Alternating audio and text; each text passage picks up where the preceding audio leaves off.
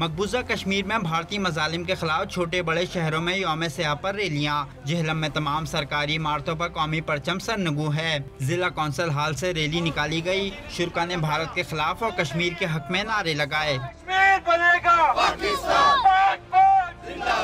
ساہیوال میں کمشنر اور deputy commissioner, RPO office, DPO office سمیت ضلع بھر کی سرکاری عمارتوں پر قومی پرچم سرنگوں ہے۔ یوم سیاہ پر شہریوں کی جانب سے ریلی نکالی گئی۔ یوم سیاہ پر سکھر میں سیاسی اور سماجی تنظیموں کی جانب سے ریلی نکالی گئی۔ شہر کی فضائیں کشمیر بنے گا پاکستان کے فلک شگاف نعروں سے گونج اٹھی۔